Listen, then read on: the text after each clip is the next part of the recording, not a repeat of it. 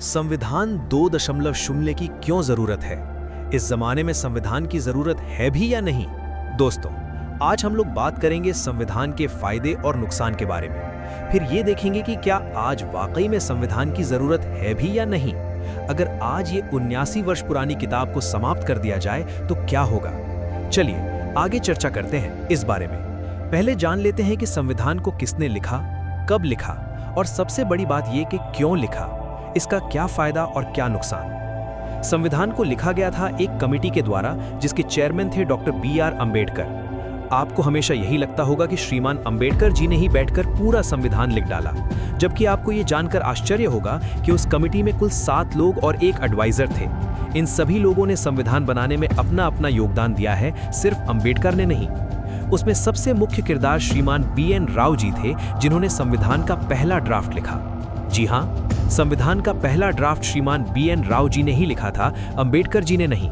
और फिर उसी ड्राफ्ट के ऊपर पूरे संविधान की रूपरेखा तैयार की गई। उस कमेटी में अन्य लोगों के नाम इस प्रकार हैं: doctor B.R. Ambedkar chairman, N. Gopal Swami Ayyangar, Alladi Krishna Swami Iyer, K.M. Munshi, Syed Mohammad Saadulla, B.L. Mitter, बाद में N. माधवराव, D.P. खेतान, बाद में T.T. Krishnamachari, B.N. Rao adviser. इस कमेटी का मुख्य काम यह था कि देश को कैसे सुचारू ढंग से चलाना चाहिए, जिसमें हर व्यक्ति को सहज रूप से अपने धर्म का पालन करने, सहज रूप से जीने और जीवन व विकास के लिए एक सुरक्षित माहौल देना था। सुनने में कितना अच्छा लगता है कि वाह वाह क्या बात है कि हर कोई अपने अपने धर्म का शांति से पालन कर सकता है। लेकिन क्या सच में ऐसा है? हम क्यों भूल जाते हैं कि कश्मीर में हजारों हिंदुओं की कैसे हत्या हुई थी?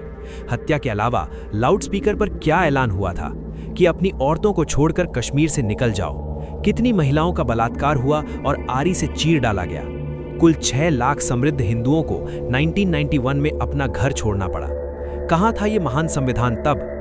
क्यों हम ये सब भूल जाते हैं कि अभी कुछ ही दिन पहले पहलगाम में हिंदुओं से धर्म पूछ कर मारा गया, और उस पर गजब ये कि जिसने मारा आप उसका धर्म मुसलमान है ये नहीं बोल सकते, लेकिन वे ये बोल सकते हैं कि उन्होंने हिंदुओं को इसलिए मारा क्योंकि इस्लाम में किसी भी गैर मुसलमान को मारा जा सकता है, चाहे वो हिंदू हो, सिख हो, ईसाई हो या कोई और। यहाँ पर संविधान का ये कहना कि हर व्यक्ति सहज रूप से अपने धर्म का पालन कर सकता है, यहीं पर हमारा महान संविधान पहली बार बेईमान हो गया था। फिर इतना ही नहीं, आपको ये जानकर और भी आश्चर्य होगा कि कई भ्रष्ट लोग संविधान का मजाक उड़ाते हैं और ये भी कहते हैं कि देश संविधान से चलेगा।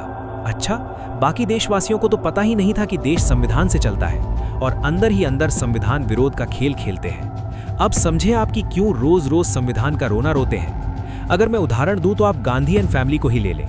उन्होंने नेशनल हेराल्ड नाम के अखबार को हड़प लिया, जो कि सरकारी जमीन पर बना था कांग्रेस की सरकार के जमाने में। नेशनल हेराल्ड को दिल्ली की प्राइम कमर्शियल जमीन अखबार चलाने के लिए आवंटित की गई थी, ना कि उस पर शॉपिंग मॉल बनाकर किराए पर देने के लिए, जिससे सरकारी जमीन से बैठे बैठे दुकानों का लाखों का किराया मिले। फिर हुआ यूं कि एक कंपनी AJL बनाई गई जो नेशनल हेराल्ड अखबार को संभालती थी। उसके पास लगभग 90 करोड़ का लोन था, जो आश्चर्यजनक रूप से कांग्रेस ने दिया था। फिर सन 2010 में कांग्रेस ने एक छोटी कंपनी बनाई, यंग इंडिया YIL, जिसे AJL से 90 करोड़ वसूलने की जिम्मेदारी दी गई। यहीं से शुरू होता है असली खेल। यंग इंडिया ने कहा कि 50 लाख रुपए में AJL की सारी इक्विटी यंग इंडिया के नाम ट्रांसफर कर दी गई। AJL की कुल संपत्ति 2000 करोड़ से ज्यादा थी। उस 2000 करोड़ की कंपनी को कांग्रेस ने मात्र 90 करोड़ में खरीद लिया। अगर AJL चाहती तो किसी भी बैंक से पैसा लेकर 90 करोड़ का लोन आसानी से चुका सकती थी, लेकिन कांग्रेस ने संविधान का बंटाधार कर दिया और अरबों की संपत्ति यंग इंडिया के नाम कर ली। यंग इंडिया के मुख्य शेयरधारक कौन हैं? जानते हैं कौन? वे हैं संविधान के रक्षक श्रीमान राहुल गांधी, श्रीमती सोनिया गांधी और मोतीलाल वोहरा और ऑस्कर फर्नांडिस, जो कांग्रेस के बड़े पदों पर रह चुके हैं। भगवान ही बचाए ऐसे संविधान के रक्षकों से। इसलिए ये लोग चाहते हैं कि संविधान ना बदला जाए, नहीं तो पूरी लूट खसोट बंद हो जाएगी। इसलिए कहते हैं कि संविधान नहीं बदलने देंगे, क्योंकि अगर संविधान को बदलकर कड़ा बनाया गया तो सारी अय्याशी खत्म हो जाएगी और जेल की चक्की ही पीसनी पड़ेगी। अब एक और घटना जो आपकी नींद उड़ा देगी। आप में से कुछ लोगों को याद होगा कि 1984 में प्रधानमंत्री श्रीमती इंदिरा गांधी की हत्या कर दी गई थी। उसके बदले में हजारों देशभक्त सिखों की हत्या कांग्रेस कार्यकर्ताओं द्वारा कर दी गई। ऑफिशियल फिगर 3350 है, लेकिन जानकार लोग बताता है कि असली आंकड़ा 17,000 है। और सजा किसे को हुई? किसी को भी नहीं। तब कहां था हमारा संविधान? फिर यही हाल समाजवादी पार्टी ने राम भक्तों के साथ किया। हजारों निर्दोष निहत्थे हिंदुओं पर गोली चला दी गई। वो काला दिन था 30 अक्टूबर और 2 नवंबर, और किसी को सजा नहीं हुई।